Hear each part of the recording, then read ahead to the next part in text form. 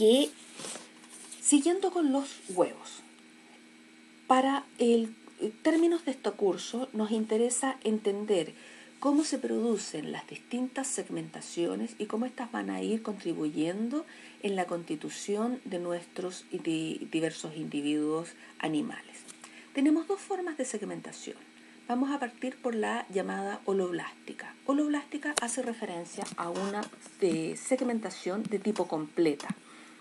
El prefijo holo significa total o completo, y quiere decir que en este caso se produce una segmentación conformando nuevos blastómeros, nuevas blástulas, dividiendo completamente a esta célula o huevo, constituyendo una serie de blástulas al interior de este organismo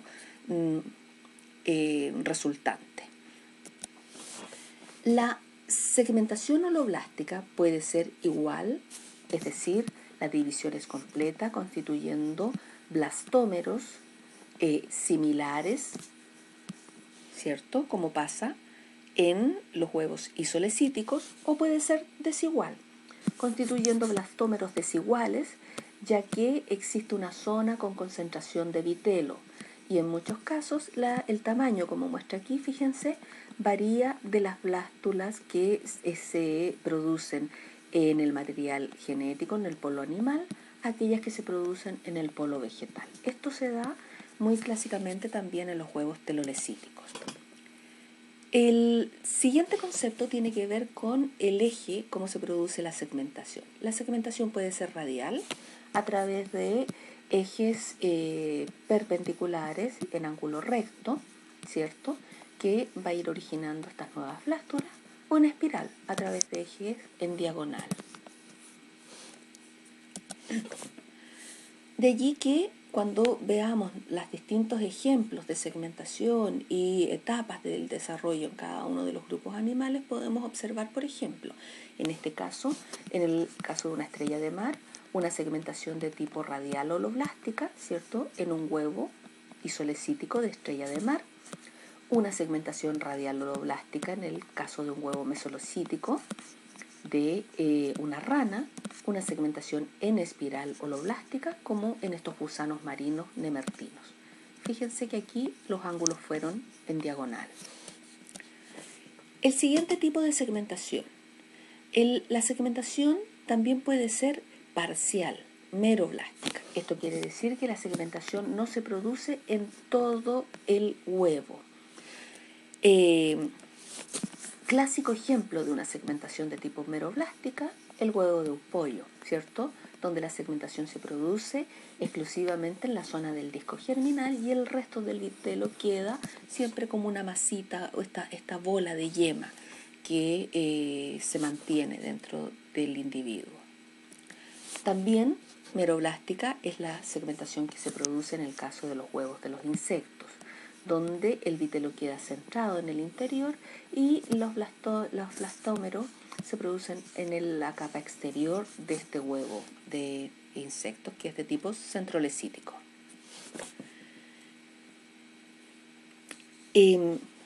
Aparte de la segmentación, recuerden que la segmentación nos permite dividir este huevo y generar una serie de blastómeros, es decir, de pequeñas células que van a ir conformando este desarrollo del nuevo individuo y constituyendo además una estructura que se le llama blástula. La blástula pasa a generar una cavidad interna que es el blastocele. Una vez que está constituida la blástula, se produce la invaginación de un grupo de células, es decir, como muestra aquí, empiezan a introducirse en el interior, generando como una pequeña frambuesa, ¿cierto? Van algunas células hacia el interior, constituyendo entonces la etapa de gástrula. Estas células que se movieron hacia el interior van a conformar la capa interna de este tejido embrionario y por estar dentro se les denomina endoderma, ¿cierto? Las que quedan por fuera rodeando pasan a denominarse ectoderma y constituyen la segunda capa embrionaria. A medida que avanza la etapa de gástrula, esta cavidad interna interior va a dar origen a lo que va a ser el futuro tracto digestivo, el futuro intestino del individuo. Esto es muy importante, lo vamos a recordar cuando hablemos de los protostomados y los deuterostomados. Y las células que se diferencian entre estas dos capas van a ser el mesoderma. Si ustedes se fijan, al producirse una cavidad en el interior del mesoderma, esa cavidad es la que se constituye como el celoma. Observando, cuando partimos la asignatura hablamos de que existían animales diblásticos, como los nidarios, las actinias, y animales triblásticos. Los diblásticos solamente se quedan en la etapa de la constitución de las dos capas embrionarias, ectoderma y endoderma, nunca forman mesoderma. En esos casos, ¿cierto?, con dos capas de tejido, encontramos a las actinias, a las medusas, fundamentalmente. Todos el resto de animales a partir de los gusanos planos ya son animales con tres capas de tejido, triblásticos, donde entre la capa interna, endoderma, y la externa, ectoderma, se constituye la diferenciación de un grupo de células que va a dar origen al mesoderma. Si este mesoderma genera una cavidad en su interior, esta se va a constituir en el celoma. Aquí viene un poco más definido cada una de estas etapas, que son las que hemos hablado. Fíjense que el celoma se caracteriza por tener una serie de membranas que van a servir de protección y de recubrimiento, que son estas membranas viscerales, ¿cierto?, y que además tienen como función retener y mantener en su lugar cada uno de los órganos que se alojan en el celoma. Para el mesoderma es fundamental reconocer dos formas de constitución del mesoderma. La primera que vamos a mencionar, a esta se le llama enterocelia. Enterocelia porque se produce al interior de esta cavidad que se estaba formando, ¿cierto? Esta cavidad que se estaba formando, dijimos que va a dar origen al futuro intestino. En este minuto, en la etapa de gástrula, se le llama arquenterón. Enterón, en latín, es intestino. Arqueo es antiguo. Estamos diciendo que se le denomina como el intestino primitivo. Entonces, la constitución del mesoderma por enterocelia consiste en la invaginación de algunas células al interior de este intestino primitivo, ¿cierto?, constituyendo estas el futuro mesoderma. Segunda forma, esquizocelia. Esquizocelia se produce el mesoderma por migración de células endodérmicas, precisamente aquellas que rodean esta zona que es el blastoporo, que es el porito, esta zona que queda aquí y que conecta este intestino con el exterior, ¿cierto? Estas células que se empiezan a diferenciar en los bordes del blastoporo van a dar origen a una tercera capa que es el mesoderma. En ese caso hablamos de esquizocelia. Fíjense en esta diapositiva. Por esquizocelia, ¿cierto?, las células mesodérmicas se diferencian alrededor del blastoporo y dan origen al futuro mesoderma. Por enterocelia, por invaginaciones al interior de este arquenterón o este intestino primitivo, se va a originar nuestro mesoderma. Ya tenemos la tercera capa embrionaria con dos posibles orígenes. Esto era fundamental para entender parte de la definición de los protostomados y los deuterostomados. Este es un concepto que nos permite reconocer a los animales más primitivos, los protostomados, de los más avanzados, los deuterostomados. Los protostomados, en la etapa de gastrulación y de constitución de su intestino primitivo, el blastoporo, este pequeño orificio inicial, va a dar origen a la boca, es decir, la boca es de producción primaria, proto. Por ende, en los protostomados, el blastoporo, ¿cierto?, se convierte en la boca del individuo que termina esta etapa de reproducción, o de desarrollo, mejor dicho.